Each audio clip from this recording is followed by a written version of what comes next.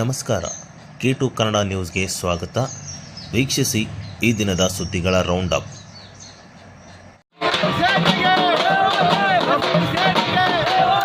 ಜಿಲ್ಲೆಯಲ್ಲಿ ಸುರಿದ ಭಾರಿ ಪ್ರಮಾಣದ ಮಳೆಗೆ ರೈತರ ಬೆಳೆ ನಾಶವಾಗಿದ್ದು, ತಕ್ಷಣವೇ ಸಮೀಕ್ಷೆ ನಡೆಸಿ ಬೆಳೆ ಪರಿಹಾರ ನೀಡಬೇಕೆಂದು ಆಗ್ರಹಿಸಿ ಕರ್ನಾಟಕ ರಾಜ್ಯ ರೈತ ಸಂಘ ಹಾಗೂ ಹಸಿರು ಸೇನೆ ಸಂಘದ ರೈತರು ಹಳೆ ಜಿಲ್ಲಾಧಿಕಾರಿಗಳ ಕಚೇರಿ ಮುಂದೆ ಪ್ರತಿಭಟನೆ ನಡೆಸಲಾಯಿತು.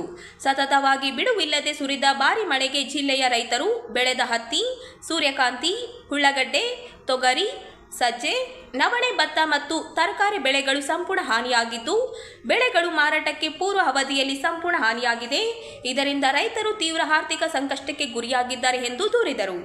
ರಾಯಚೂರು ಜಿಲ್ಲೆಯಲ್ಲಿ ಎಲ್ಲ ತಾಲೂಕುಗಳಲ್ಲಿ ಬೆಳೆಗಳು ಮತ್ತು ತರಕಾರಿ ಸರ್ವೆ ಮಾಡಿಸಿ ರೈತರಿಗೆ ಶೀಘ್ರದಲ್ಲಿ ಪರಿಹಾರ ನೀಡಬೇಕು. ರೈತರ ಹೊಲಗಳಿಗೆ ಹೋಗುವ ರಸ್ತೆಗಳು ಸಂಪೂರ್ಣ ಹಾಳಾಗಿದ್ದು, ಸಂಬಂಧಪಟ್ಟ ಇಲಾಖೆಗಳಿಂದ ಸೂಕ್ತ ದುರಸ್ತಿ ಮಾಡಬೇಕು. ರಾಜ್ಯ ಸರ್ಕಾರವು ರೈತರು ಪಡೆದ ಸಹಕಾರಿ ಬ್ಯಾಂಕ್ಗಳಿಂದ ಹಾಗೂ ರಾಷ್ಟ್ರೀಕೃತ ಬ್ಯಾಂಕ್ಗಳಿಂದ ಪಡೆದ ಸಾಲ ಮನ್ನಾ ಮಾಡಬೇಕು. ರೈತರು ಬೆಳೆ ವಿಮೆ ಮಾಡಿಸಿದ್ದು, ರೈತರಿಗೆ ಬೆಳೆ ಹಾನಿಯ ಪರಿಹಾರದ ಮೊತ್ತವನ್ನು ನೀಡುವಂತೆ ಕಂಪನಿಗಳಿಗೆ ಸೂಕ್ತ ನಿರ್ದೇಶನ ನೀಡಬೇಕು. ಮುಕ್ತ ಮಾರುಕಟ್ಟೆಯಲ್ಲಿ ರೈತರು ಬೆಳೆದ ಬೆಳೆಗಳಿಗೆ ಬೆಲೆ ಕಡಿಮೆಯಾದಾಗ ಸರ್ಕಾರ ನಿಗದಿಪಡಿಸಿದ ಎಂಎಸ್ಪಿ ದರಕ್ಕೆ ರೈತರಿಂದ ಸಿಸಿಐ ಖರೀದಿ ಕೇಂದ್ರಗಳನ್ನು ಸ್ಥಾಪಿಸಿ ಸರ್ಕಾರವೇ ಖರೀದಿಸಬೇಕು ಸೇರಿದಂತೆ ವಿವಿಧ ಬೇಡಿಕೆ ಈಡೇರಿಸುವಂತೆ ರಾಜ್ಯ ಸರ್ಕಾರ ವಿರುದ್ಧ ಆಕ್ರೋಶ ಪ್ರತಿಭಟನೆ ನಡೆಸಲಾಯಿತು. ಕೇಂದ್ರ ಮತ್ತು ರಾಜ್ಯ ಸರ್ಕಾರಕ್ಕೆ ರೈತರ ನಷ್ಟ ಪರಿಹಾರ ಕೊಡದೆ ಕೇಂದ್ರ ಮತ್ತು ರಾಜ್ಯ ರೈತ ಸಂಘಕ್ಕೆ ರೈತ ಹೋರಾಟಕ್ಕೆ ಬೇಕೇ ಬೇಕು.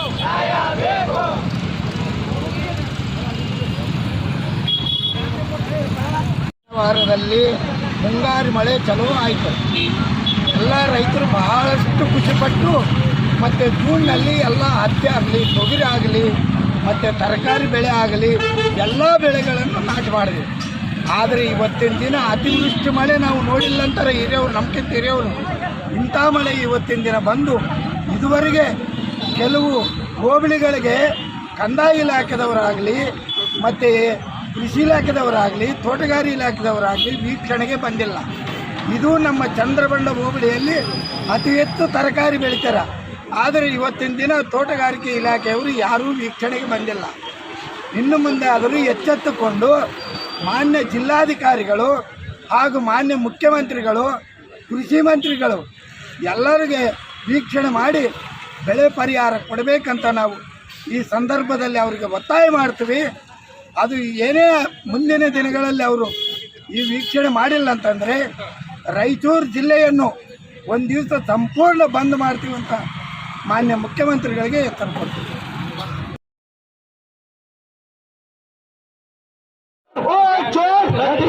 ನ್ಯಾಯಯುತವಾದ ಚುನಾವಣೆ ನಡೆದರೆ ಬಿಜೆಪಿ ಪಕ್ಷದ ಬಣ್ಣ ಬಯಲಾಗುತ್ತದೆ ಎಂದು ಕೆಪಿಸಿಸಿ ಕಾರ್ಯಾಧ್ಯಕ್ಷರು ಹಾಗೂ ವಿಧಾನ ಪರಿಷತ್ ಸದಸ್ಯರಾದ ವಸಂತಕುಮಾರ್ ಹೇಳಿದರು.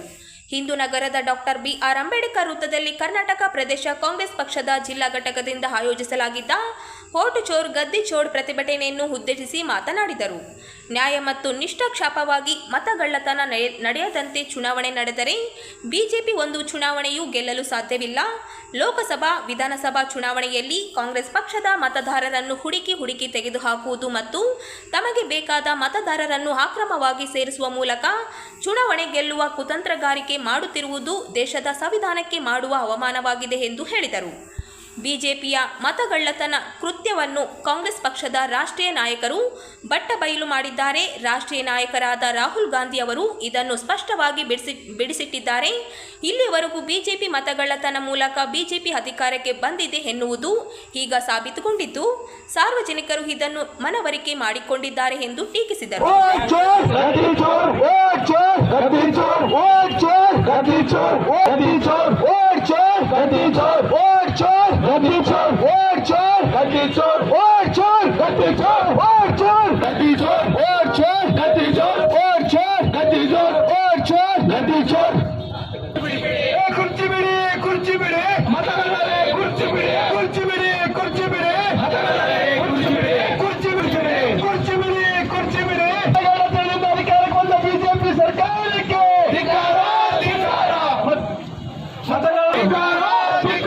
ಮತಗಳ್ಳತನ ಮಾಡುತ್ತಿರುವ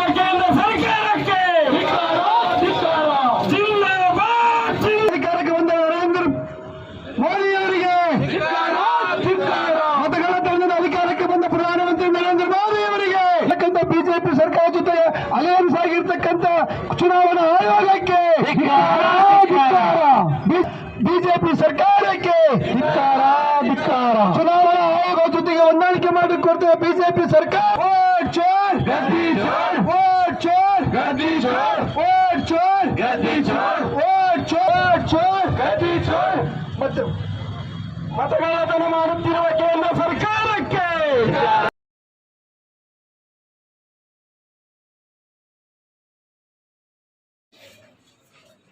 ಕಲ್ಯಾಣ ಕರ್ನಾಟಕ ಭಾಗದಲ್ಲಿ ಕಳೆದ 3 ತಿಂಗಳಿಂದ ನಿರಂತರವಾಗಿ ಸುರಿದ ಭಾರಿ ಪ್ರಮಾಣದ ಮಳೆಗೆ ರೈತರ ಅಪಾರ ಪ್ರಮಾಣದ ಬೆಳೆಗಳು ಹಾನಿಯಾಗಿದ್ದು, ಬೆಳೆ ನಷ್ಟ ಪರಿಹಾರ ನೀಡುವಲ್ಲಿ ರಾಜ್ಯ ಸರ್ಕಾರ ಸಂಪೂರ್ಣ ವಿಫಲವಾಗಿದೆ ಎಂದು ಶಿವಸೇನಾ ಪಕ್ಷದ ರಾಜ್ಯಾಧ್ಯಕ್ಷರಾದ ಶ್ರೀ ಸಿದ್ದಲಿಂಗ ಸ್ವಾಮೀಜಿ ಅವರು ಹೇಳಿದರು.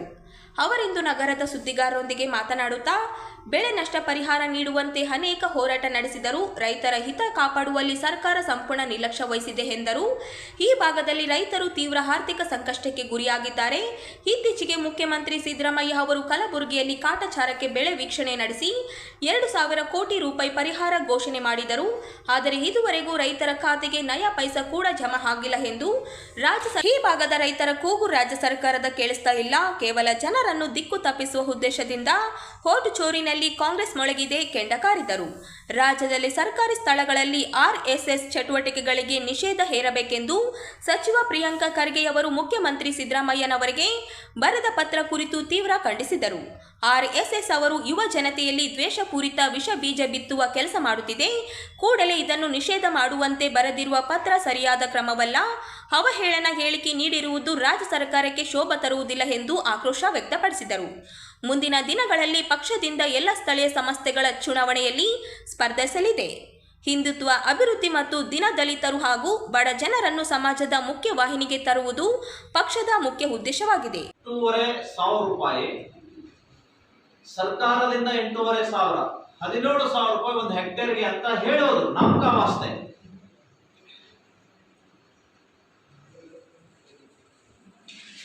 ಈ 17,000 ರೂಪಾಯಿ ರೈತನಿಗೆ ಯಾವುದಕ್ಕೂ ಕೂಡ ಸಾಕಾಗಲ್ಲ. ಗೊಬ್ಬರ ಬೀಜ ತಂದಂತಹ ಹಣಕ್ಕೆ ಬಡ್ಡಿ ಕಟ್ಟೋಕ್ಕಾಗಲ್ಲ.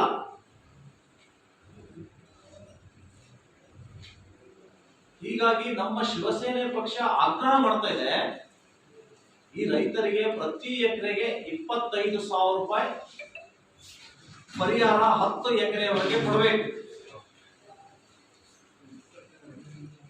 ಮತ್ತು ವಾಣಿಜ್ಯ ಬೆಳೆಗಳಿಗೆ, ತೋಟಗಾರಿಕೆ ಬೆಳೆಗಳಿಗೆ 50,000 ರೂಪಾಯಿ 5 ಎಕರೆವರೆಗೂ ಕೊಡಬೇಕು ಅನ್ನುವಂತಹದ್ದು ನಮ್ಮ ಆಗ್ರಹ ಇದೆ. ನೋಡ್ಬೇಕಾಗಿದೆ ಕಾಂಗ್ರೆಸ್ ಸರ್ಕಾರ ಈ ನಿಟ್ಟಿನಲ್ಲಿ ಯಾವ ಕ್ರಮ ತೆಗೆದುಕೊಳ್ಳುತ್ತೆ ಅನ್ನುವಂಥದ್ದನ್ನ ನಾವು ಗಮನಿಸಬೇಕಾಗಿದೆ. ಎರಡನೇ ವಿಷಯ, ಇತ್ತೀಚೆಗೆ ಹಿಂದೂ ಸಂಘಟನೆ ಮೇಲೆ, ಅದರಲ್ಲಿ ಮುಖ್ಯವಾಗಿ ರಾಷ್ಟ್ರೀಯ ಸ್ವಯಂ ಸೇವಕ ಸಂಘವನ್ನ ಗುರಿಯಾಗಿಸಿಕೊಂಡು ಕೆಲವು ಮಂತ್ರಿಗಳು, ಶಾಸಕರು ನಿರಂತರವಾಗಿ ವಾಗ್ದಾಳಿಯನ್ನ ನಡೆಸ್ತಾ ಇದ್ದಾರೆ. ಇದರ ಮಾನಿಟರ್ ನಮ್ಮ ಕಲಬುರಗಿಯ ಉಸ್ತುವಾರಿ ಸಚಿವ ಪ್ರಿಯಾಂಕ ಖರ್ಗೆ. ಆರ್ಎಸ್ಎಸ್ ಅನ್ನ ಬ್ಯಾನ್ ಮಾಡಬೇಕು ಅಂತ ಒಂದಿನ ಹೇಳ್ತಾರೆ, ಇವತ್ತು ಹೇಳ್ತಾರೆ ಬ್ಯಾನ್ ಮಾಡಬೇಕು ಅಂತ ನಾನು ಹೇಳಿಲ್ಲ. ಇವರ ಹೇಳಿಕೆಯೇ ಗೊಂದಲದಿಂದ ಕೂಡಿದೆ, ದ್ವಂದ್ವದಿಂದ ಇವತ್ತು ಕೂಡಿದೆ. ಮತ್ತು ಸರ್ಕಾರಿ ಶಾಲೆಗಳಲ್ಲಿ ಮತ್ತು ಅನುದಾನಿತ ಸರ್ಕಾರಿ ಶಾಲೆಗಳಲ್ಲಿ, ಖಾಸಗಿ ಶಾಲೆಗಳಲ್ಲಿ ಈ ಆರ್ಎಸ್ಎಸ್ ಚಟುವಟಿಕೆಗಳನ್ನ ಮಾಡಬಾರದು ಅನ್ನುವಂತಹ ಫರ್ಮಾನವನ್ನ ಹೊರಡಿಸಿದ್ದಾರೆ, ಮುಖ್ಯಮಂತ್ರಿಗಳಿಗೆ ನಿವೇದನೆ ಸಲ್ಲಿಸಿದ್ದಾರೆ. ನಾಚಿಕೆಗೇಡಿನ ಸಂಗತಿ, ಪ್ರಿಯಾಂಕಾ ಖರ್ಗೆ ಪ್ರತಿನಿಧಿಸುವಂತಹ ಕಲಬುರಗಿ ಕ್ಷೇತ್ರದಲ್ಲಿನೇ ಇವರು ಬೆಂಗಳೂರಿನಲ್ಲಿ ನಿಂತು ಸ್ಟೇಟ್ಮೆಂಟ್ ಕೊಡ್ತಾರೆ ಆರ್ಎಸ್ಎಸ್ ವಿರುದ್ಧ. ಅವರದೇ ಪಕ್ಷದ ಶಾಸಕ ಅಫ್ಜಲ್ಪುರಿನ ಎಂವೈ ಪಾಟೀಲ್ ಅವರ ಬಸವೇಶ್ವರ ಅನುದಾನಿತ ಶಾಲೆಯಲ್ಲೇ RSS ನ ರೂಟ್ ಮಾರ್ಚ್ ನಡೆದಿದೆ. ಏನ್ ಕ್ರಮ ತೆಗೆದುಕೊಳ್ತೀರಿ ಪ್ರಿಯಾಂಕಾ ಖರ್ಗೆ ಅವರೇ? ಶಾಸಕ ಸ್ಥಾನದಿಂದ ಅವ್ರನ್ನ ವಜಾ ಮಾಡ್ತೀರಾ ನೀವು? RSS ನ 10 ಒಳ್ಳೆಯ ಪಾಯಿಂಟ್ ಗಳನ್ನ ಹೇಳಿ ಅಂತ ಪ್ರಶ್ನೆ ಮಾಡ್ತಾರೆ. ಇವ್ರು ಯಾರು ಪ್ರಶ್ನೆ ಮಾಡ್ಲಿಕ್ಕೆ? RSS ITBT ಪಂಚಾಯತ್ ರಾಜ್ ಇಲಾಖೆಯ ಅಂಡರ್ ಬರೋದಿಲ್ಲ. ಅದು ನೀವು ಹೇಳಿದಾಗೆ ಉತ್ತರ ಕೊಡ್ಲಿಕ್ಕೆ. ಶಿವಸೇನೆ ಪಕ್ಷ ಏಕನಾಥ್ ಶಿಂದೆ ಬಣ ಈ ಒಂದು ರಾಜ್ಯದಲ್ಲಿ ಆಗಸ್ಟ್ 26ರಂದು ನಮ್ಮ ರಾಜ್ಯಕ್ಕೆ ಪಾದಾರ್ಪಣೆ ಮಾಡಿದ್ದು, ಈ ಒಂದು ರಾಜ್ಯ ಅಧ್ಯಕ್ಷರಾಗಿ ನಮ್ಮ ಶಿವಸೇನೆ ಪಕ್ಷದ ರಾಷ್ಟ್ರೀಯ ಅಧ್ಯಕ್ಷರು, ಮಹಾರಾಷ್ಟ್ರದ ಮಾಜಿ ಮುಖ್ಯಮಂತ್ರಿ ಮತ್ತು ಈಗಿನ ಹಾಲಿ ಉಪಮುಖ್ಯಮಂತ್ರಿಗಳಾದಂಥ ಶ್ರೀ ಏಕನಾಥ್ ಶಿಂದೆ ಸಾಹೇಬರ ಒಂದು ಆದೇಶ ಮೇರೆಗೆ ನಮ್ಮ ಶಿವಸೇನೆ ರಾಜ್ಯ ಅಧ್ಯಕ್ಷರಾಗಿ ಶ್ರೀ ಸಿದ್ಧಲಿಂಗ ಮಹಾಸ್ವಾಮೀಜಿ, ಪರಮ ಪೂಜ್ಯ ಶ್ರೀ ಸಿದ್ಧಲಿಂಗ ಮಹಾಸ್ವಾಮೀಜಿ ಆಂದೋಲನ ಕರುಣೇಶ್ವರ ಮಠ 2 ತಿಂಗಳಿಂದ ಈ ಒಂದು ಶಿವಸೇನೆ ಪಕ್ಷ ನಾವು ಕರ್ನಾಟಕದಲ್ಲಿ ತೆಗೆದುಕೊಂಡು ಬಂದಿದ್ದು. ಇದರ ಭಾಗವಾಗಿ ಈಗಾಗಲೇ ರಾಜ್ಯದ ಸುಮಾರು 7-8 ಜಿಲ್ಲೆ ಪ್ರವಾಸ ಮಾಡಿ ಅಧ್ಯಕ್ಷರೇ ಘೋಷಣೆ ಮಾಡಿ ಮತ್ತು ಈ ಸ್ಥಳೀಯ ಸಮಸ್ಯೆಗಳನ್ನ ಸರ್ಕಾರದ ವಿರುದ್ಧ ಸರ್ಕಾರಕ್ಕೆ ಬಡಿದೆಬ್ಬಿಸುವಂಥ ಕೆಲಸ ಇವತ್ತು ನಮ್ಮ ರಾಜ್ಯ ಅಧ್ಯಕ್ಷರು ನಿರಂತರವಾಗಿ ಈ ಒಂದು 2 ತಿಂಗಳಿಂದ ಮಾಡ್ತಾ ಇದ್ದಾರೆ. ಅದರ ಭಾಗವಾಗಿ ಇಂದು ನಾವು ರಾಯಚೂರು ಜಿಲ್ಲೆಗೆ ಶಿವಸೇನೆ ಪಕ್ಷಕ್ಕೆ ಸೇರ್ಪಡೆ ಮತ್ತು ಇಲ್ಲಿಯ ಸ್ಥಳೀಯ ಸಮಸ್ಯೆ ಬಗ್ಗೆ ಜಿಲ್ಲಾಡಳಿತಕ್ಕೆ ಕಣ್ತರಿಸಬೇಕಂತೇಳಿ ನಾವು ಈ ಒಂದು ಪತ್ರಿಕಾಗೋಷ್ಠಿ ಹಮ್ಮಿಕೊಂಡಿದ್ದು. ಈಗ ಈ ಪತ್ರಿಕಾಗೋಷ್ಠಿಯನ್ನು ನಮ್ಮ ಎಲ್ಲ ಹುದ್ದೆಗಳನ್ನು ಭರ್ತಿ ಮಾಡಿ ರಾಜ್ಯದಲ್ಲಿ ಖಾಲಿ ಇರುವ ಹುದ್ದೆಗಳನ್ನು ತಕ್ಷಣವೇ ಭರ್ತಿ ಮಾಡಬೇಕೆಂದು ಆಗ್ರಹಿಸಿ ಉದ್ಯೋಗಾಂಶಿಗಳ ಹೋರಾಟ ಸಮಿತಿ ನಗರದ ಟಿಪ್ಪು ಸುಲ್ತಾನ್ ಉದ್ಯಾನವನದಲ್ಲಿ ಪ್ರತಿಭಟನೆ ನಡೆಸಲಾಯಿತು. ಈ ಹಿಂದೆ ಅಧಿಕಾರ ನಡೆಸಿದ ಬಿಜೆಪಿ ಸರ್ಕಾರ ಖಾಲಿ ಹುದ್ದೆಗಳ ಭರ್ತಿಗೆ ಕೋವಿಡ್ ನೆಪ ಹೇಳಿ ಯಾವುದೇ ಪ್ರಯತ್ನ ಮಾಡಲಿಲ್ಲ. ಬಿಜೆಪಿ ಪಕ್ಷದ ವೈಫಲ್ಯಗಳ ನಂತರ ಕಾಂಗ್ರೆಸ್ ಪಕ್ಷ ಅಧಿಕಾರಕ್ಕೆ ಬಂದು 2 ವರ್ಷ ಕಳೆದರೂ ಇದುವರೆಗೂ ಹುದ್ದೆ ಖಾಲಿ ಭರ್ತಿ ಮಾಡಿಲ್ಲ ಎಂದು ಆರೋಪಿಸಿದರು. ಉದ್ಯೋಗದ ಗ್ಯಾರಂಟಿಯನ್ನು ಅಧಿಕಾರಕ್ಕೆ ಬಂದ ನಂತರ ಕಾರ್ಯರೂಪಕ್ಕೆ ತರುವುದೆಂದು ಯುವ ಜನತೆ ನಿರೀಕ್ಷೆಯಲ್ಲಿದ್ದರು. ಆದರೆ ಅವರ ನಿರೀಕ್ಷೆ ಹುಸಿಯಾಗಿದೆ. ಕೇಂದ್ರ ಮತ್ತು ರಾಜ್ಯದ ವಿವಿಧ ಇಲಾಖೆಗಳಲ್ಲಿ ಖಾಲಿ ಇರುವ ಎಲ್ಲ ಹುದ್ದೆಗಳನ್ನು ಅತಿ ಶೀಘ್ರವಾಗಿ ನೇಮಕ ಮಾಡಬೇಕು. ನೇಮಕಾತಿಗಳಲ್ಲಿ ಅಕ್ರಮ ತಡೆಗಟ್ಟಿ ಪಾರದರ್ಶಕತೆಯನ್ನು ಕಾಪಾಡಲು ಸೂಕ್ತ ಕ್ರಮ ಕೈಗೊಳ್ಳಬೇಕು. ರಾಜ್ಯದಲ್ಲಿ ಕಳೆದ 4-5 ವರ್ಷಗಳಿಂದ ಸರಿಯಾಗಿ ನೇಮಕಾತಿಗಳು ನಡೆಯದ ಹಿನ್ನೆಲೆಯಲ್ಲಿ ಎಲ್ಲ ನೇಮಕಾತಿಗಳಿಗೆ ಅರ್ಹ ವಯೋಮಿತಿಯನ್ನು ಕನಿಷ್ಠ 5 ವರ್ಷಗಳ ಸಡಿಲಿಕೆ ಮಾಡಬೇಕು.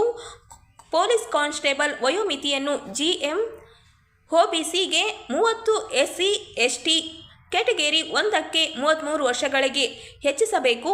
ಮಕ್ಕಳಲ್ಲಿರುವ ಸೂಕ್ತ ಪ್ರತಿಭೆಯನ್ನು ಹರಡಿಸುವ ಪ್ರಾಥಮಿಕ ಮತ್ತು ಪ್ರೌಢಶಾಲೆಗಳಲ್ಲಿ ಚಿತ್ರಕಲಾ, ಸಂಗೀತ, ರಂಗ ಶಿಕ್ಷಕರು ಮತ್ತು ದೈಹಿಕ ಶಿಕ್ಷಕರು ಸೇರಿದಂತೆ ಖಾಲಿ ಇರುವ ಎಲ್ಲ ಶಿಕ್ಷಕರ ಹುದ್ದೆ ನೇಮಕ ಮಾಡಬೇಕು.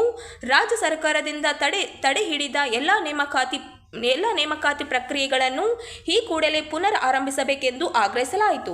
ಉದ್ಯೋಗಾಕಾಂಕ್ಷಿಗಳ ಹೋರಾಟ ಸಮಿತಿ ಕರ್ನಾಟಕ ರಾಜ್ಯದಿಂದ ಇವತ್ತು ಇಡೀ ರಾಜ್ಯದಾದ್ಯಂತ ಒಂದು ಪ್ರತಿಭಟನೆ ಕರೆ ಕೊಟ್ಟಿದೆ. ಏನಂತಂದರೆ, ನಮ್ಮ ರಾಜ್ಯದಲ್ಲಿ 2,84,000 ಹುದ್ದೆಗಳು ಖಾಲಿದಾವೆ. ಹಾಗೆಯೇ ಕೇಂದ್ರದಲ್ಲಿ 9.5 ಲಕ್ಷ ಹುದ್ದೆಗಳು ಖಾಲಿದಾವೆ.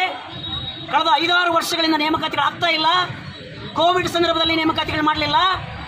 ಈ ಸರ್ಕಾರ ಅಧಿಕಾರಕ್ಕೆ ಬಂದ ಮೇಲೆ ನಾವು 1 ಲಕ್ಷ ಉದ್ಯೋಗ ಕೊಡ್ತೀವಿ ಅಂತ ಹೇಳಿದರು. 2.5 ವರ್ಷ ಮುಗಿತಾ ಬರ್ತಾ ಇದೆ. ಆದರೆ ಯಾವ ನೇಮಕಾತಿ ಆಗ್ತಾ ಇಲ್ಲ. ಏನೋ 100, 200, 500 ಪೋಸ್ಟ್ ಕರಿತಾ ಇದ್ದಾರೆ. ಅದಕ್ಕೆ 750,000 ರೂಪಾಯಿ ನಮಗೆ ಅರ್ಜಿ ಶುಲ್ಕ ವಸೂಲಿ ಮಾಡ್ತಾ ಇದ್ದಾರೆ. ಎಷ್ಟೋ ಯುವಕರು 5 ವರ್ಷ 10 ವರ್ಷ ಅವರು ಕೋಚಿಂಗ್ ಸೆಂಟರ್ಗಳಲ್ಲಿ ಲೈಬ್ರರಿ ಕುಂತ್ಕೊಂಡು ಓದ್ತಾ ಇದ್ದಾರೆ, ಸಾಲ ಮಾಡಿದ್ದಾರೆ. ಇವತ್ತು ಒಂಥರ ಅವರು ಡಿಪ್ರೆಷನ್ಗೊಳಗಾಗ್ತಾರೆ. ಸೊ ಅವರಿಗೆ ಇವತ್ತು ಸರ್ಕಾರ ಏನು ಶಿಕ್ಷಣ ಇಲಾಖೆಯಲ್ಲಿ, ಆರೋಗ್ಯ ಇಲಾಖೆಯಲ್ಲಿ ಕೂಡ ಖಾಲಿದ ಹುದ್ದೆಗಳು ಅವೆಲ್ಲವೂ ಕೂಡ ಭರ್ತಿ ಆಗಬೇಕಂತೇಳಿ ಇವತ್ತು ನಾವು ರಾಯಚೂರಲ್ಲಿ ಬಹಳ ಬೃಹತ್ ರ್ಯಾಲಿ ಮೂಲಕ ನಾವು ಕೇಂದ್ರ ರಾಜ್ಯ ಸರ್ಕಾರವನ್ನು ಆಗ್ರಹ ಮಾಡ್ತಾ ಇದ್ದೀವಿ. ಇಲ್ಲೇ ಹೋದರೆ ಮುಂದಿನ ದಿನಗಳಲ್ಲಿ ಸರ್ಕಾರ ಈ ಒಂದು ಹೋರಾಟ ದೊಡ್ಡದಾಗಿ ಬೆಳೆಯುತ್ತೆ, ಅದನ್ನು ಹೆಚ್ಚಿಸಬೇಕಂತೇಳಿ ಈ ಸಂದರ್ಭದಲ್ಲಿ ನಾನು ಹೇಳಕ್ಕೆ ಇಷ್ಟಪಡ್ತೀನಿ. ತಮ್ಮ ಹೆಸರು ಸರ್? ಚನ್ನಬಸವ ಜಾನಕ. ರಾಜ್ಯ ಸರ್ಕಾರದಿಂದ ಎಷ್ಟೊಂದು ಪೋಸ್ಟ್ಗಳು ಖಾಲಿ ಇದಾವೆ. ನಾವು ಸ್ಪರ್ಧಾತ್ಮಕವಾಗಿ ಧಾರವಾಡದಲ್ಲಿ ಕೋಚಿಂಗ್ ಮುಗಿಸಿದ್ವಿ, ಬಿಜಾಪುರದಲ್ಲೇ ಮುಗಿಸಿದ್ವಿ. ಈಗ ಸತತವಾಗಿ 6 ರಿಂದ 7 ವರ್ಷ ಆಯ್ತು ನಾವು ಓದಕತ್ತಿ. ಯಾವುದೇ ಒಂದು ಇದುವರೆಗಾದರೂ ಕಾಲ್ಫಾರ್ಮನ್ನು ಕರೆದಿಲ್ಲ. ಅವಾಗ ಮುಂಚೆ ಏನಂತಂದ್ರೆ ಕೊರೋನಾ ಬಂತು, ಅದು ಬಂತಂತ ಇವರು ಮುಂದೆ ಹಾಕ್ಕೊಂತಾನೆ ಬಂದರು. ಈಗ ಇದುವರೆಗೂ ಯಾವುದೇ ರೀತಿಯಾಗಿ ಕಾಲ್ಫಾರ್ಮು ಕರೆದಿಲ್ಲ. ಆಮೇಲೆ ಇವರು ವಯೋಮಿತಿಯನ್ನು ಕಡಿಮೆ ಮಾಡಿದ್ದಾರೆ.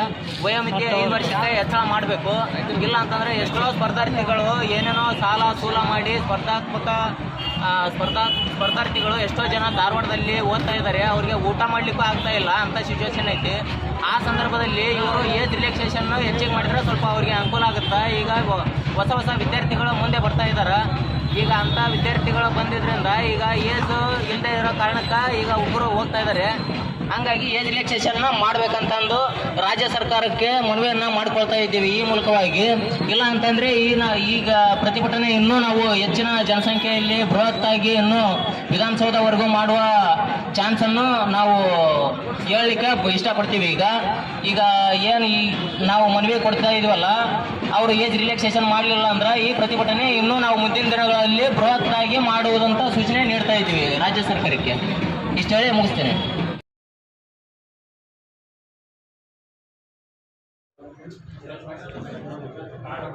ದೇವದುರ್ಗ ತಾಲೂಕಿನ ಮಲದಕಲ್ ಗ್ರಾಮದಲ್ಲಿ ಕೈಗೆತ್ತಿಕೊಂಡ ಸಿಸಿ ರಸ್ತೆ ಕಾಮಗಾರಿ ಸಂಪೂರ್ಣ ಕಳಪೆ ಮಟ್ಟದಲ್ಲಿ ನಿರ್ವಹಿಸಲಾಗಿದೆ ಎಂದು ಗ್ರಾಮಸ್ಥರಾದ ಶರಣಬಸವ ಪಾಟೀಲ್ ಅವರು ಆರೋಪಿಸಿದರು.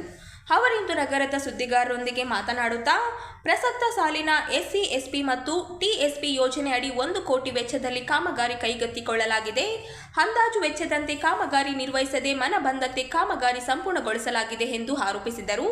ಕಳಪೆ ಕಾಮಗಾರಿ ಬಗ್ಗೆ ಗುತ್ತಿದಾರರು ಗುರುನಾಥ ರೆಡ್ಡಿ ಅವರನ್ನು ಕೇಳಿದರೆ JE ಮತ್ತು AWಗೆ 40% ನೀಡಲಾಗಿದೆ ಎಂದು ಹೇಳಿದರು. ಶಾಸಕರು ಗಮನಕ್ಕೆ ತಂದರೂ ಪ್ರಯೋಜನ ಇಲ್ಲದಂತಾಗಿದೆ ಎಂದು ಅಸಮಾಧಾನ ವ್ಯಕ್ತಪಡಿಸಿದರು.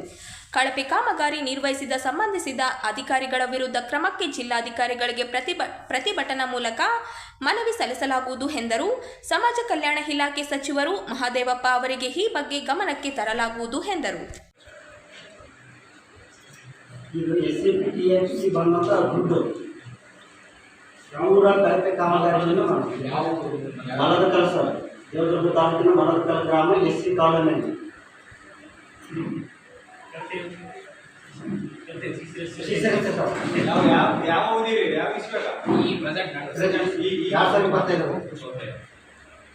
ಸರ್ ನಾವೇನು ಮಾಡ್ತೀವಿ, ದಿನಾಂಕ 30ರಂದು ಇದು ಜಯವರಿಗೆ ಒಂದು ಕಂಪ್ಲೇಂಟ್ ಕೊಟ್ಟಿವಿ ಸರ್. ಇದೇ ಎಸ್ಟಿಮೇಟ್ ಆಗಬೇಕು. ಎಸ್ಟಿಮೇಟ್ ಪ್ರಕಾರ ಕೆಲಸ ನಡೆದ್ರೆ ಚಾಲು ಮಾಡಿ, ಇಲ್ಲಾಂದ್ರೆ ಬೇಡ ಅಂತ ತಿಳ್ಕೊಂಡಿದ್ದೀವಿ. ಲೆಟ್ರ್ ಅರ್ಜಿ ಕೊಟ್ಟಿದ್ದೀವಿ ಸರ್. ಆ ಅರ್ಜಿಗೆ ಅವರು ಸ್ಪಂದನೆ ಮಾಡಲಿಲ್ಲ. ಹೋಗಿ ಕಾಂಟ್ರಾಕ್ಟರ್ಗೆ ಹೋಗಿ ಕೆಲಸ ನಿಲ್ಲಿಸಿದ್ರು. ಅವ್ರು ಏನಂತಂದ್ರು, ಪ್ರಾಜೆಕ್ಟ್ ನಾನು JEಗೆ AWಗೆ 40% ಕೊಟ್ಟು ಕೆಲಸ ತಂದೀನಿ ಮಾಡೀನಿ ಅಂತ ಹೇಳಕತ್ತಾರೆ. ಇವ್ರು ನೋಡಿದ್ರೆ ಯಾಕೆ ಫೋನ್ ಮಾಡೀನಿ, ರಿಸೀವ್ ಮಾಡಿಲ್ಲ. ಅವ್ರಿಲ್ಲ ರೀ, ನಮ್ಮೂರಿಗೆ ಹೋಗ್ಯಾರ, ಅಲ್ಲಿಗೆ ಹೋಗ್ಯಾರ. ಕಾಮಗಾರಿ ಮಾತ್ರ ಕಳಪೆ ಕಾಮಗಾರಿ ಸರ್. ಒಂದೊಂದು ಇಂಚು ಮರಮು, ಒಂದೊಂದು ಇಂಚು ತನಕ. ನಾನು JEಗೆ ದುಡ್ಡು ಕೊಟ್ಟಿಲ್ಲ ನೋಡ್ರಿ. ಅವ್ರು ಯಾಕೆ ಬರಕ್ಕೆ ಹೋಗ್ತಾರೆ ಇಲ್ಲಿ ಕೆಲಸದಲ್ಲಿಗೆ. ಆ JE ನಾವು ಒಂದು ಹುಡುಗರು ಕಳಿಸ್ತಾರೆ ಸರ್, GPS ಕೊಟ್ಟು ಹೊಡ್ಕೊಂಡು ಬರಕ.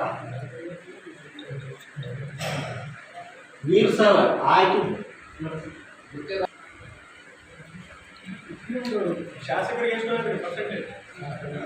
ಅವ್ರು ನೋಡಿ, ಅವರು JEಗೆ AW ಕೊಟ್ಟಿವಿ ಅಂತ ಹೇಳ್ಯಾರ ಸರ್. ಹೇಳ್ಯಾರ ಸರ್, ಈ 100 ಅರ್ಜಿಯಲ್ಲ 100 ಕಂಪ್ಲೇಂಟ್ ಕೊಡ್ರಿ, ನನ್ನ ಕೆಲಸ ಮಾತ್ರ ನಿಲ್ಲಿಸೋದಲ್ಲ ಅಂತ ಹೇಳ್ಯಾರ. ಅಂದಮೇಲೆ ಕೆಲಸ ನಿಲ್ಲಿಸ್ಬೇಕಂದ್ರೆ JEಗೆ ಹೋಗ್ಬೇಕು, AWಗೆ ನಾವು ಹೋಗ್ಬೇಕಲ್ರಿ. ಫೋನ್ ಮಾಡಿದ್ರೆ ಎತ್ತಾ ಇಲ್ಲ, ಹಾಕಿಸ್ಬೋದು ಅಂದ್ರೆ ಇಲ್ಲವೇ ಇಲ್ಲ.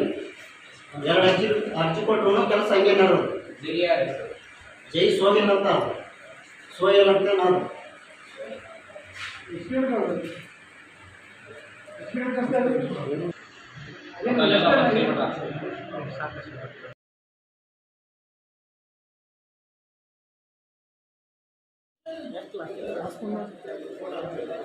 ಕುರುಬ ಸಮುದಾಯವನ್ನು ಎಸ್ಟಿಗೆ ಸೇರ್ಪಡೆ ಮಾಡಬಾರದು ಎಂದು ವಾಲ್ಮೀಕಿ ಸಮಾಜದ ಜಿಲ್ಲಾಧ್ಯಕ್ಷರಾದ ವೆಂಕಟೇಶ್ ಅಸ್ಕಳ್ ಅವರು ಹೇಳಿದರು.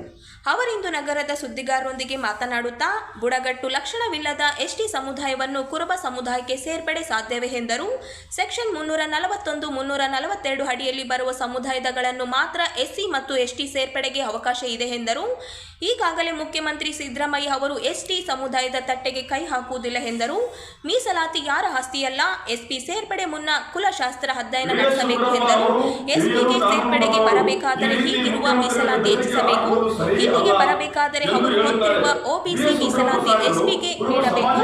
ಆ ರೀತಿ ಇದ್ದರೆ ಮಾತ್ರ ಸಮ್ಮತಿ ಇರುತ್ತದೆ ಎಂದರು. ರಾಷ್ಟ್ರ ಮಟ್ಟದಲ್ಲಿ ವಾಲ್ಮೀಕಿ ಸಮಾಜಕ್ಕೆ ಮಾನ್ಯತೆ ಇಲ್ಲದಂತಾಗಿದೆ. ಪ್ರಧಾನಿ ಬಳಿ ರಾಮನ ಆದರ್ಶ ಇದ್ದರೆ ಕೂಡಲೇ ಜನಸಂಖ್ಯೆಗೆ ಅನುಗುಣವಾಗಿ ಹಣದ ಅಲೋಕೇಶನ್ ಮಾಡಬೇಕು ಎಂದು ಕೇಂದ್ರ ಎಸ್ಸಿ ಬಗ್ಗೆ ಕೇವಲ ಮೊಸಳೆ ಕಣ್ಣೀರು ಹಾಕುತ್ತಿದ್ದಾರೆ ಹೇಳಿದರು. ಮೀಸಲಾತಿ ಯಾರೋ ಅಪ್ಪನ ಸೊತ್ತು ಅಲ್ಲ ಹಾಗೂ ಸೆಕ್ಷನ್ 341 ಹಾಗೂ 342 ಸೆಕ್ಷನ್ ಅಡಿಯಲ್ಲಿ ಬರುವ ಎಸ್ಸಿ ಎಸ್ಟಿ ಆಗಲು ಅವಕಾಶ ಇದೆ. ಬುಡಕಟ್ಟು ಯಾವ ಲಕ್ಷಣಗಳಿಲ್ಲದೆ ಎಸ್ಸಿ ಗುಣ ಇಲ್ಲದೆ ಕುರುಬ ಸಮಾಜವನ್ನು ಎಸ್ಟಿಗೆ ಸೇರಿಸಲು ಹೇಗೆ ಸಾಧ್ಯ ಅನ್ನೋದು ನಮ್ಮ ವಾದ. ಮೀಸಲಾತಿ ನಮ್ಮ ಆಸ್ತಿ ಅಲ್ಲ. ಎಸ್ಟಿ ಸೇರ್ಪಡೆ ಮುನ್ನ ಕುಲಶಾಸ್ತ್ರೀಯ ಅಧ್ಯಯನವನ್ನು ಆಗಬೇಕು. ಎಸ್ಟಿಗೆ ಬರುವುದಾದರೆ ಸದ್ಯದ ಮೀಸಲಾತಿಯನ್ನು ಸಮೇತ ಬರಬೇಕು, ಇಲ್ಲವೇ ಈಗಿರುವ ಮೀಸಲಾತಿ ಹೆಚ್ಚಿಸಬೇಕು. ಇಲ್ಲಿಗೆ ಬರಬೇಕಾದರೆ ಅವರು ಹೊಂದಿರುವ ಒಬಿಸಿ ಮೀಸಲಾತಿಯನ್ನು ಎಸ್ಟಿಗೆ ನೀಡಬೇಕು. ಆ ರೀತಿ ಇದ್ದರೆ ಮಾತ್ರ ಸಮಿತಿ ಇರುತ್ತದೆ. ಇದರಲ್ಲಿ ಮತ್ತು ರಾಷ್ಟ್ರ ಮಟ್ಟದಲ್ಲಿ ವಾಲ್ಮೀಕಿ ಸಮಾಜಕ್ಕೆ ಮಾನ್ಯತೆ ಸಿಗ್ತಾ ಇಲ್ಲ. ಸನ್ಮಾನ್ಯ ಪ್ರಧಾನಮಂತ್ರಿಗಳು ಬಳಿ ರಾಮನ ಆದರ್ಶ ಇದ್ದರೆ ಕೂಡಲೇ ಜನಸಂಖ್ಯೆ ಅನುಗುಣವಾಗಿ ಹಣದ ಅಲೋಕೇಶನ್ ಮಾಡಬೇಕು ಎಂದು ಕೇಂದ್ರವನ್ನು ಎಸ್ಟಿ ಎಸ್ಸಿ ಬಗ್ಗೆ ಕೇವಲ ಮೊಸಳಿ ಕಣ್ಣೀರು ಹಾಕುತ್ತಾರೆ. ವಾಲ್ಮೀಕಿ ಬಗ್ಗೆ ಬದ್ಧತೆ ಇದ್ದರೆ ಸಂಸತ್ತಿನ ಭವನದಲ್ಲಿ ಮುಂದೆ ಮಹರ್ಷಿ ವಾಲ್ಮೀಕಿ ಪುತ್ಥಳಿ ನಿರ್ಮಿಸಬೇಕು. ದೇಶದ ಯಾವುದಾದರೂ ಒಂದು ರೈಲಿಗೆ ವಾಲ್ಮೀಕಿ ಹೆಸರು ಇಡಬೇಕು. ಹಾಗೂ VS ಉಗ್ರಪ್ಪ ಸಾಹೇಬರು ಮಹರ್ಷಿ ವಾಲ್ಮೀಕಿ ಜಯಂತಿ ದಿನದಂದು ನಮ್ಮ ಸಮಾಜದ ವೇದಿಕೆಯಲ್ಲಿ ಪರಿಶಿಷ್ಟ ಪಂಗಡ ಮೀಸಲಾತಿ ವಿಚಾರದಲ್ಲಿ ನಮ್ಮ ಸಮಾಜಕ್ಕೆ ಅನ್ಯಾಯವಾಗುತ್ತದೆ ಎಂದು ಹೇಳಿದರು. ನ್ಯಾಯಯುತವಾಗಿ ಮಾನ್ಯ ಮುಖ್ಯಮಂತ್ರಿಗಳು ವೇದಿಕೆ ಮೇಲೆ ಇದ್ದಾಗ ಸರ್ಕಾರ ಹಾಗೂ ಸಮಾಜ ಹಮ್ಮಿಕೊಂಡಿರುವಂತಹ ಜಯಂತಿಯಲ್ಲಿ ನಮ್ಮ ಸಮಾಜದ ಕರ್ನಾಟಕ ಮುಖ್ಯಮಂತ್ರಿಗಳು ಕೇಳಿದರು ಹೊರತು ನಾವು ಯಾವುದೇ ಬೆದರಿಕೆ ಹಾಕುವುದಿಲ್ಲ, ಉದ್ದೇಶದಿಂದ ಅವರನ್ನು ಕೇಳಿರುವುದಿಲ್ಲ ಮತ್ತು ನಾವು ಯಾವುದೇ ಸಮಾಜದ ವಿರೋಧ ಹೊರತು ಕುರುಬ ಸಮಾಜದ ಹಿರಿಯ ಮುಖಂಡರುಗಳು ನಾವು ಸಿದ್ದರಾಮಯ್ಯ ಅವರಿಗೆ ಹೇಳಿರುವುದಿಲ್ಲ. ಕರ್ನಾಟಕದ ಸರ್ಕಾರದ ರಾಜ್ಯದ ಮಾನ್ಯ ಮುಖ್ಯಮಂತ್ರಿಗಳಿಗೆ ನಮ್ಮ ಸಮಾಜಕ್ಕೆ ಆಗುತ್ತಿರುವ ಅನ್ಯಾಯದ ಬಗ್ಗೆ ಹೇಳುತ್ತೇವೆ. ಆದರೆ ತಪ್ಪೇನಿದೆ? ನಾವು ಯಾರಿಗೂ ಬೆದರಿಕೆ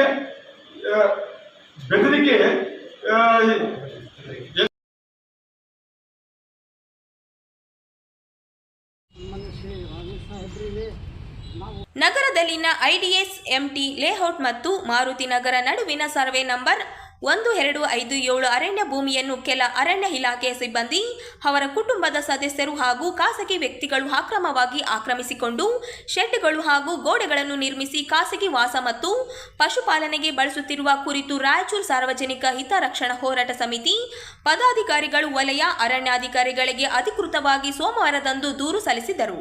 ಸಮಿತಿಯ ಸದಸ್ಯರು ಈ ಆಕ್ರಮವನ್ನು ಕೇವಲ ಖಾಸಗಿ ಆಕ್ರಮವಷ್ಟೇ ಅಲ್ಲದೆ ಸರ್ಕಾರದ ಆಸ್ತಿಯ ದುರ್ಬಳಕೆ ಮತ್ತು ಇಲಾಖೆಯ ಒಳಗಿನ ಶಿಸ್ತು ಭಂಗದ ಉದಾಹರಣೆಯಾಗಿದೆ ಎಂದು ಆರೋಪಿಸಿದ್ದಾರೆ. ಸ್ಥಳೀಯರು ಹಲವು ವರ್ಷಗಳಿಂದ ಈ ಕುರಿತು ದೂರು ನೀಡಿದರೂ ಯಾವುದೇ ಕ್ರಮ ಕೈಗೊಂಡಿರುವುದಿಲ್ಲ. ಅಧಿಕಾರಿಗಳ ನಿರ್ಲಕ್ಷ್ಯ ಮತ್ತು ಸಾರ್ವಜನಿಕ ನಂಬಿಕೆಯ ಭಂಗವೆಂದು ಅವರು ಖಂಡಿಸಿದ್ದಾರೆ. ಸಮಿತಿಯ ಪ್ರಕಾರ ಈ ಘಟನೆ ಅರಣ್ಯ ಸಂರಕ್ಷಣಾ ಕಾಯ್ದೆ 1980, ಕರ್ನಾಟಕ ಅರಣ್ಯ ಕಾಯ್ದೆ 1963 ಹಾಗೂ ಸಾರ್ವಜನಿಕ ಆಸ್ತಿಯ ಹಾನಿ ತಡೆ ಕಾಯ್ದೆ 1984 ಅಡಿಯಲ್ಲಿ ಕಾನೂನು ಬಾಹಿರವಾಗಿದ್ದು ಸರ್ಕಾರದ ಆಸ್ತಿಯನ್ನು ಖಾಸಗಿ ಉಪಯೋಗಕ್ಕೆ ಬಳಸುವ ಅಧಿಕಾರ ಯಾರಿಗೂ ಇಲ್ಲ. ಸಮಿತಿಯು ತಕ್ಷಣ ಸ್ಥಳೀಯ ಪರಿಶೀಲನೆ ನಡೆಸಿ ಆಕ್ರಮದ ವರದಿ ತಯಾರಿಸಿ ಸಂಬಂಧಿಸಿದ ಅರಣ್ಯ ಸಿಬ್ಬಂದಿ ಮತ್ತು ಖಾಸಗಿ ವ್ಯಕ್ತಿಗಳ ವಿರುದ್ಧ ಶಿಸ್ತು ಕ್ರಮ ಕೈಗೊಳ್ಳುವಂತೆ ಆಗ್ರಹಿಸಿದೆ. ಕ್ರಮವಾಗಿ ನಿರ್ಮಿಸಿರುವ ಶೆಡ್ಗಳು ಮತ್ತು ಗೋಡೆಗಳನ್ನು ತೆರವುಗೊಳಿಸಿ ಈ ಪ್ರಕರಣದಲ್ಲಿ ನಿರ್ಲಕ್ಷ್ಯ ತೋರಿದ ಅಧಿಕಾರಿಗಳ ವಿರುದ್ಧ ತನಿಖೆ ಸಮಿತಿ ರಚಿಸಿ ಕ್ರಮ ಕೈಗೊಳ್ಳಬೇಕೆಂದು ಆಗ್ರಹಿಸಲಾಗಿದೆ. ಸಮಿತಿಯು ಕ್ರಮ ಕೈಗೊಳ್ಳದಿದ್ದಲ್ಲಿ ಅರಣ್ಯ ಕಚೇರಿ ಮುಂದೆ ಧರಣಿ, ಪಾದಯಾತ್ರೆ ಮತ್ತು ಪತ್ರಿಕಾ ಖಂಡನ ಕಾರ್ಯಕ್ರಮ ನಡೆಸುವುದಾಗಿ ಎಚ್ಚರಿಸಿದೆ. ಅರಣ್ಯ ಭೂಮಿ ಸರ್ಕಾರದ ಆಸ್ತಿ, ಅದು ಜನರ ಹಕ್ಕು. ಅಧಿಕಾರಿಗಳಿಗೆ ಅಕ್ರಮದಲ್ಲಿ ಭಾಗಿಯಾದರೆ ಜನರ ಸಹನೆಗೆ ಮಿತಿ ಇರುತ್ತದೆ ಎಂದು ಹೋರಾಟ ಸಮಿತಿ ಘೋಷಿಸಿದೆ. ಫಾರೆಸ್ಟ್ ಆಕ್ಟ್ 1963 ಸೆಕ್ಷನ್ 24, 62 ಹಾಗೂ 104 ಅಡಿಯಲ್ಲಿ ಅರಣ್ಯ ಭೂಮಿ ಪ್ರದೇಶವನ್ನು ಅಕ್ರಮವಾಗಿ ವಾಸ, ಕಂಟೆ ಅಥವಾ ಶೆಡ್ ನಿರ್ಮಾಣಕ್ಕೆ ಬಳಸುವುದು ದಂಡನೀಯ ಅಪರಾಧ. ಸಾರ್ವಜನಿಕ ಆಸ್ತಿಯ ಹಾನಿ ತಡೆ ಕಾಯ್ದೆ 1984, prevention of damage to public property act 1984, ಸರ್ಕಾರಿ ಆಸ್ತಿಯನ್ನು ಖಾಸಗಿ ಉಪಯೋಗ ಅಥವಾ ನಾಶ ಮಾಡುವ ಕ್ರಿಯೆ ಕಾನೂನು ಬಾಹಿರ. ಕರ್ನಾಟಕ ಭೂಮಿಯನ್ನು ಸರ್ಕಾರಿ ಭೂಮಿಯ ದುರ್ಬಳಕೆ ವಿರುದ್ಧದ ನಿಯಮಗಳು 1991, ಸರ್ಕಾರದ ಭೂಮಿಯನ್ನು ಖಾಸಗಿ ವಾಸ ಅಥವಾ ವ್ಯಾಪಾರಕ್ಕಾಗಿ ಬಳಸುವುದು ಶಿಸ್ತು ಕ್ರಮಕ್ಕೆ ಒಳಪಟ್ಟು ವಿಷಯ. 2ನೇ ಪುಟಕ್ಕೆ ಇಲಾಖೆಯ ನಿರ್ಲಕ್ಷ್ಯ. ಸ್ಥಳೀಯರು ಮತ್ತು ವಿವಿಧ ಸಂಘಟನೆಗಳು ಈ ವಿಷಯದ ಬಗ್ಗೆ ಕಳೆದ ಹಲವು ವರ್ಷಗಳಿಂದ ಅರಣ್ಯ ಇಲಾಖೆಗೆ ಬರೆದು ಮೌಖಿಕ ಮಾಹಿತಿ ನೀಡಿದರೂ ಯಾವುದೇ ಪರಿಣಾಮಕಾರ ಕ್ರಮ ಕೈಗೊಳ್ಳಲಾಗಿಲ್ಲ. ಇದು ಅಧಿಕಾರ ದುರುಪಯೋಗ, ಡಿಕ್ಲರೇಷನ್ ಆಫ್ ಡ್ಯೂಟಿ ಮತ್ತು ಸಾರ್ವಜನಿಕ ನಂಬಿಕೆಯ ಭಂಗ, ಬ್ರೆಂಚ್ ಆಫ್ ಪಬ್ಲಿಕ್ ಟ್ರಸ್ಟ್ ಆಗಿದೆ. ಈ ನಿರ್ಲಕ್ಷ್ಯದಿಂದ ಇಲಾಖೆಯ ಗೌರವ ಮತ್ತು ಸಾರ್ವಜನಿಕ ವಿಶ್ವಾಸ ಎರಡೂ ಹಾನಿಗೊಳಗಾಗಿವೆ. ಹೋರಾಟ ಸಮಿತಿಯ ಆಗ್ರಹಗಳು. ನಾವು ಈ ಕೆಳಗಿನ ಕ್ರಮಗಳನ್ನು ತಕ್ಷಣ ಕೈಗೊಳ್ಳದಂತೆ ತೀವ್ರವಾಗಿ ಆಗ್ರಹಿಸುತ್ತೇವೆ. ಸರ್ವೆ ನಂಬರ್ 1757 ಪ್ರದೇಶಕ್ಕೆ ತಕ್ಷಣ ಪರಿಶೀಲನೆ ನಡೆಸಿ ಆಕ್ರಮಣ ಸಂಪೂರ್ಣ ವರದಿಯನ್ನು ಸಿದ್ಧಪಡಿಸಬೇಕು. ಅಕ್ರಮವಾಗಿ ವಾಸಿಸುತ್ತಿರುವ ಅರಣ್ಯ ಇಲಾಖೆಯ ಸಿಬ್ಬಂದಿಯವರ ಕುಟುಂಬ ಸದಸ್ಯರ ವಿರುದ್ಧ ಶಿಸ್ತು ಕ್ರಮ ಮತ್ತು ಕಾನೂನು ಕ್ರಮ ಕೈಗೊಳ್ಳಬೇಕು. ಅಕ್ರಮವಾಗಿ ನಿರ್ಮಿಸಿರುವ ಗೋಡೆಗಳು ಮತ್ತು ಪಶುಪಾಲನಾ ಶೆಡ್ಗಳನ್ನು ತಕ್ಷಣ ತೆರವುಗೊಳಿಸಬೇಕು.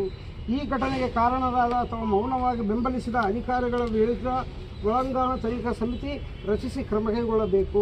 ಈ ಎಲ್ಲ ಕ್ರಮಗಳ ಕುರಿತು ಪಾರದರ್ಶಕ ವರದಿ ಸಾರ್ವಜನಿಕ ಪ್ರಕಟಿಸಬೇಕು, ಜನರಿಗೆ ಮಾಹಿತಿ ನೀಡಬೇಕು. ಹೋರಾಟ ಮತ್ತು ಸಾರ್ವಜನಿಕ ಕ್ರಮದ ಎಚ್ಚರಿಕೆ.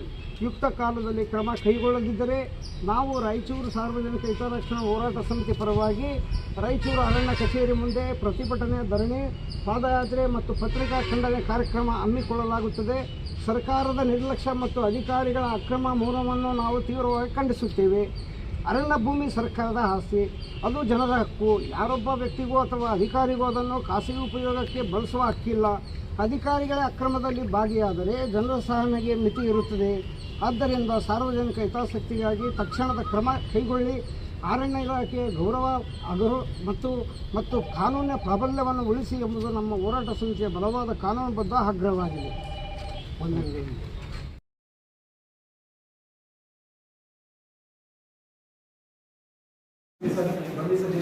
ದಲಿತ ಯುವಕ ದಶವಂತ ಅವರನ್ನು ಕೊಲೆ ಮಾಡಿದ ಆರೋಪಿಗಳನ್ನು ತಕ್ಷಣವೇ ಬಂಧನ ಮಾಡಬೇಕು. ನಿರ್ಲಕ್ಷ್ಯ ವಹಿಸಿದರೆ ಹೋರಾಟ ನಡೆಸಲಾಗುವುದು ಎಂದು ಭೀಮ್ ಆರ್ಮಿ ಅವರು ಹೇಳಿದರು. ಅವರಿಂದು ನಗರದ ಸುದ್ದಿಗಾರರೊಂದಿಗೆ ಮಾತನಾಡುತ್ತಾ, ಕೊಲೆ ಮಾಡಿದ ಆರೋಪಿಗಳು ಪರಾರಿಯಲ್ಲಿದ್ದು ಕೂಡಲೇ ಅವರನ್ನು ಬಂಧನ ಮಾಡುವುದರ ಮೂಲಕ ಅವರ ವಿರುದ್ಧ ಗುಂಡ ಕಾಯ್ದೆ ದಾಖಲಿಸಿ ಗಡೀಪಾರು ಮಾಡುವಂತೆ ಆಗ್ರಹಿಸಲಾಯಿತು. ಆರೋಪಿಗಳ ವಿರುದ್ಧ ಮಾರ್ಕ್ 2 ಪೊಲೀಸ್ ಠಾಣೆಯಲ್ಲಿ ಈಗಾಗಲೇ 3 ಜಾತಿ ನಿಂದನೆ ಪ್ರಕರಣ ದಾಖಲೆಯಾಗಿದೆ. ಕೊಲೆಯಾದ ದಶವಂತ ಅವರು ಸೆಪ್ಟೆಂಬರ್ 29ರಂದು ಮಧ್ಯಾಹ್ನ 2 ಗಂಟೆಗೆ ಸುಮಾರು ಅವರ ಸಹೋದರ ರಾಘವೇಂದ್ರ ಅವರ ಬೈಕ್ ತಗೊಂಡು ಗೆಳೆಯರನ್ನು ಭೇಟಿಗೆ ಎಂದೇ ನಗರದ LBS ನಗರದ ತಿಮ್ಮಾರೆಡ್ಡಿ ಕಾಂಪೌಂಡ್ ರಸ್ತೆಯಲ್ಲಿ ಮಾತನಾಡುತ್ತಾ ನಿಂತಿದ್ದರು. ಈ ವೇಳೆ ಗುಂಪು ಕಟ್ಟಿಕೊಂಡು ಬಂದು ಏಕವಚನದಿಂದ ಬೈದು ಜಾತಿ ನಿಂದನೆ ಮಾಡಿ ಆರೋಪಿಗಳು ಮನ ಬಂದಂತೆ ಹಲ್ಲೆ ಮಾಡಿ ಕೊಲೆ ಮಾಡಿದ್ದಾರೆ ಎಂದು ಆರೋಪಿಸಿದರು. ಕೂಡಲೇ ಆರೋಪಿಗಳನ್ನು ಬಂಧನ ಮಾಡಬೇಕು ಎಂದು ಆಗ್ರಹಿಸಿದರು. ರಾಯಚೂರು ನಗರದ LBS ನಗರದಲ್ಲಿರುವ ತಿಮ್ಮಾರೆಡ್ಡಿ ಕಾಂಪೌಂಡ್ ಮುಂದೆ ರಸ್ತೆ ಮಾತನಾಡುತ್ತಾ ನಿಂತ ಮೇಲ್ಕಾಣಿಸಿದ ಆರೋಪಿತರು ಗುಂಪು ಕಟ್ಟಿಕೊಂಡು ಅವನ ಹತ್ತಿರ ಬಂದು ಇದೇ ಅರ್ಜುನವಾಡ ಸುಳೆ ಮಗನೆ ಅಂತ ಬೈದು ಜಾತಿ ನಿಂದನೆ ಮಾಡಿ ಆರೋಪಿ ಡಿ ತಿಮ್ಮಾರೆಡ್ಡಿ, ಸಂತೋಷ್ ರೆಡ್ಡಿ, ಅಖಿಲ್ ರೆಡ್ಡಿ, ಸದ್ದಾಂ ಮೆಕ್ಯಾನಿಕ್ ಹಾಗೂ ತರುಣ್ ರೆಡ್ಡಿ ಇವರು ಇಲ್ಲಿಗೆ ಬಂದು ನಿಂತು ಮಾತನಾಡುತ್ತಾ ನಿಲ್ಲುವಷ್ಟು ಸೊಕ್ಕು ಬಂದಿದೆಯಾ ಅರ್ಜುನವಾಡ ಸುಳೆ ಮಗನೆ ಜಾತಿ ನಿಂದನೆ ಮಾಡಿದ್ದು. ಆರೋಪಿ ಡಿ ತಿಮ್ಮಾರೆಡ್ಡಿ ಕೈ ಮುಷ್ಟ ಮಾಡಿ ಬಲಗಣ್ಣಿನ ಕೆಳಗೆ ಮತ್ತು ಎದೆಗೆ ಜೋರಾಗಿ ಒತ್ತು. ಅಲ್ಲದೆ ಆರೋಪಿತರಾದ ಸಂತೋಷ್ ರೆಡ್ಡಿ, ಅಖಿಲ್ ರೆಡ್ಡಿ, ಸದ್ದಾಂ ಮೆಕ್ಯಾನಿಕ್, ತರುಣ್ ರೆಡ್ಡಿ, ಕೃಷ್ಣ ಇವರಿಗೆ ನಾನು ಮಾಜಿ ನಗರಸಭೆ ಸದಸ್ಯನಿದ್ದು ಈಗ ನನ್ನ ಹೆಂಡತಿ ಮಹಾನಗರ ಪಾಲಿಕೆಯ ಸದಸ್ಯರಿದ್ದು ನನ್ನ ಏರಿಯಾ ಇದ್ದು ನನ್ನ ಕಾಂಪೌಂಡ್ ಹತ್ತಿರ ಬಂದು ಮಾತನಾಡುವಷ್ಟು ಧೈರ್ಯ ಬಂದಿದೆಯಾ? ಈ ಮಗನನ್ನು ಕೊಂದು ಬಿಡಿ ಎಂದು ಯಶವಂತ್ ಕೈಗೆ, ಹೊಟ್ಟೆಗೆ, ಬೆನ್ನಿಗೆ ಕಾಲುಗಳಿಂದ ಹೊತ್ತು ಮತ್ತು ಈ ಜಗಳವನ್ನು ಬಿಡಿಸಲು ವರುಣ್ ಕುಮಾರ್ ಮತ್ತು ನರಸಿಂಹರು ಜಗಳ ಬಿಡಿಸಲು ಬಂದರೆ ನಿಮ್ಮ ಕತೆ ಮುಗಿಯುತ್ತದೆ ಎಂದು ಜೀವ ಬೆದರಿಕೆ ಹಾಕಿದ್ದು ದಶವಂತನನ್ನು ಕಾಂಪೌಂಡ್ನಲ್ಲೇ ಕರೆದುಕೊಂಡು ಹೋಗಿ ಕೈಗಳಿಂದ ಹೊಡೆದು ದಶವಂತನನ್ನು ಆಟೋದಲ್ಲಿ ಹಾಕಿಕೊಂಡು ಹೋಗಿ ಮಧ್ಯಾಹ್ನ 3:15ಕ್ಕೆ ಮಾರ್ಕೆಟ್ ಯಾರ್ಡ್ ಪೊಲೀಸ್ ಠಾಣೆಗೆ ಬಂದು ಬಿಟ್ಟು ಹೋಗಿದ್ದು ದಶವಂತನನ್ನು ಪೊಲೀಸರು ರಾಯಚೂರು ರಿಮ್ಸ್ ಆಸ್ಪತ್ರೆಯಲ್ಲಿ ಸೇರಿಕೆ ಮಾಡಿದ್ದು ಅವರು ಉಪಚಾರ ಪಡೆಯುವ ಕಾಲಕ್ಕೆ ಚೇತರಿಸಿಕೊಳ್ಳದೆ ದಿನಾಂಕ 28/9/2025 ಮಧ್ಯಾಹ್ನ 12:03 ಸಾವನ್ನಪ್ಪಿದ್ದಾರೆ. ಆರೋಪಿತರ ಮೇಲೆ ಗೂಢ ಕಾಯ್ದೆ ಪ್ರಕರಣ ದಾಖಲಿಸಿ ಕೂಡಲೇ ಗಡೀಪಾರು ಮಾಡಬೇಕೆಂದು ಈ ಮೂಲಕ ಭೀಮ್ ಆರ್ಮಿ ಭಾರತ್ ಏಕತಾ ಮಿಷನ್ ನಮ್ಮ ಸಂಘವು ಪತ್ರಿಕಾಗೋಷ್ಠಿ ಮೂಲಕ ತಿಳಿಯಪಡಿಸುತ್ತೇವೆ.